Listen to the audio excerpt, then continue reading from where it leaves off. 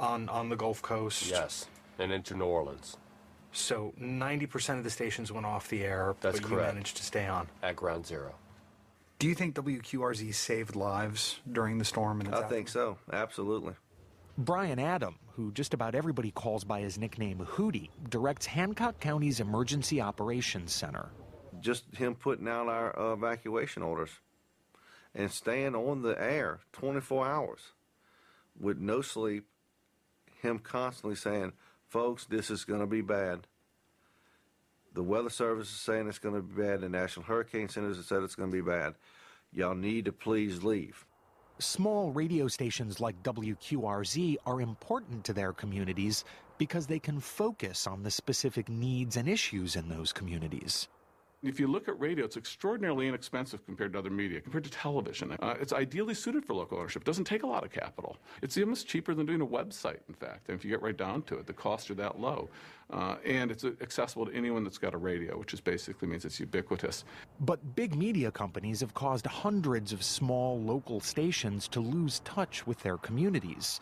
In 1996, broadcasting conglomerates lobbied legislators to remove the limit on the number of radio stations one firm could own. Congress passed the law, and President Bill Clinton signed it. Almost immediately after that, Clear Channel, Infinity Radio, the biggest media companies in radio that were maxed out then with 40 stations or close to it, went on a buying binge and buying up station after station after station in a 2-year race to gobble up as many stations as humanly possible. And by the end of the sort of deluge, 3 years later, you had a company like Clear Channel with 1,200 radio stations. 1,200 radio stations. The new mega media chains fired local staff and piped in syndicated shows. As the ownership has become increasingly concentrated, what we're seeing is that local coverage basically is being stripped out everywhere. Local journalism, local newsrooms, community media basically doesn't make a lot of profits for these firms. Syndicated stuff does. So in community after community, we're seeing there's hardly any coverage of public life. That wave of mergers alarmed the FCC. In an effort to bring local radio back to communities that had lost it, the commission started licensing hundreds of new local low-power FM radio stations. WQRZ is one of a few hundred nationwide, mostly in small towns and rural areas. Low-power FM is an extraordinary story in a number of ways. It said basically for a few $100s, you can put out a pretty good signal that'll cover a city or half of a major city and all of a small town at low power. Well, it was despised, obviously, by the commercial broadcasters. The last thing they needed was a lot of new options on the dial that were local people doing stuff locally without ads on the air. If big media had had its way, none of the new stations would have gone on the air. The National Association of Broadcasters pressured the FCC to abandon the program, arguing that the new stations would cause interference. The commission refused. Its engineering staff said there were no grounds for concern. So the NAB went to Congress, along with National Public Radio, which also worried about interference. They convinced lawmakers to cut the program by 1/2. Bryce Phillips was one of the few to win one of the new licenses. He says WQRZ proves that it doesn't take much money to get a radio station on the air. He lives on Social Security checks he receives for a medical disability. Yet before the storm, he built a transmitter shack and 100-foot tower himself and turned a bedroom of his house into a broadcast studio. The shack and tower weathered the storm. The house didn't. See, the house basically pulled up from the floor joist and just floated to the right and set back down 2 foot.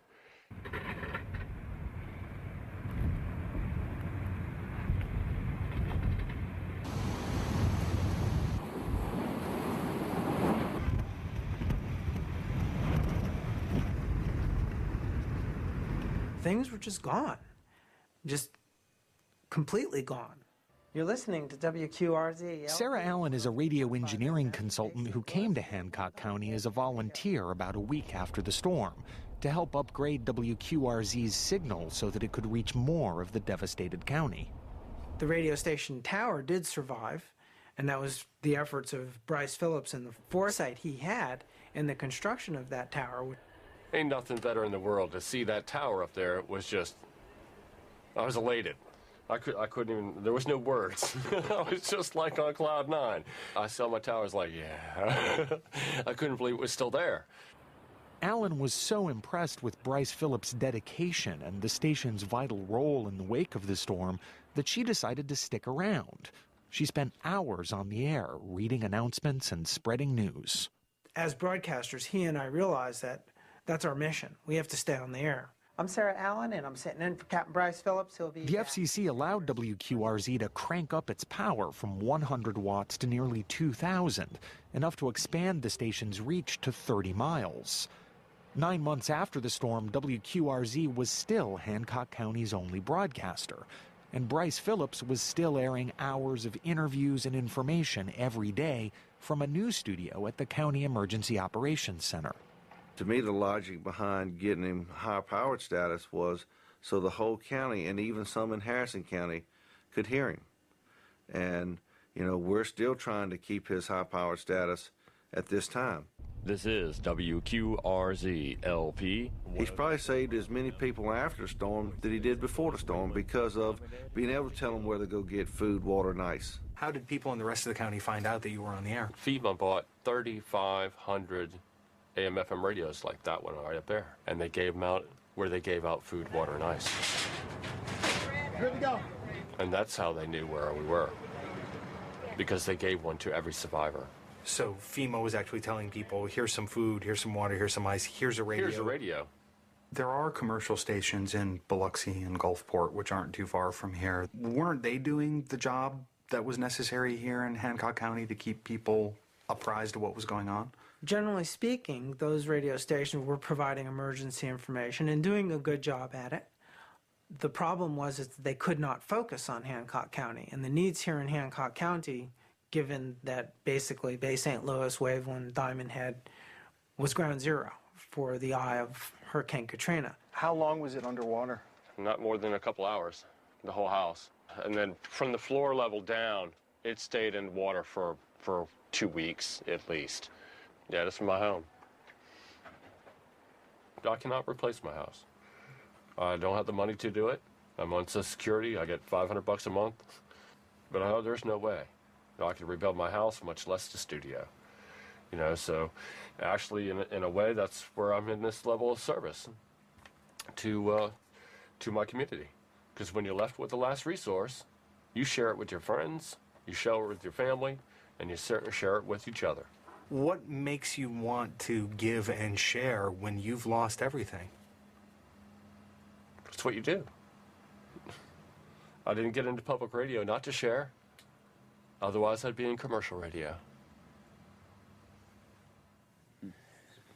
What do you take away from that story?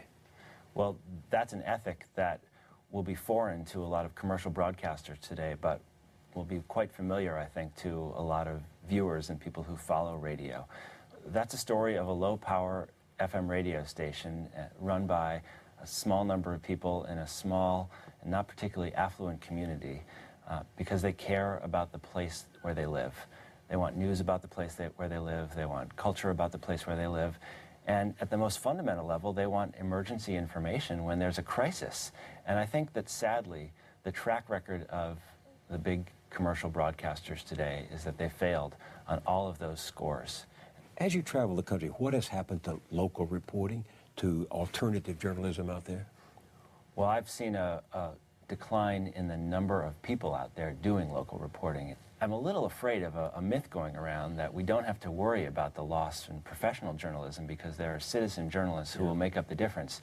I think there's some terrific bloggers out there, terrific people who sit at their computer and have smart things to say, good editorial writing, lots of good commentary, but actual local reporting, the kind of hard coverage that's regular, sustained, probing, penetrating, that requires resources, it requires skills, it can require institutional backing.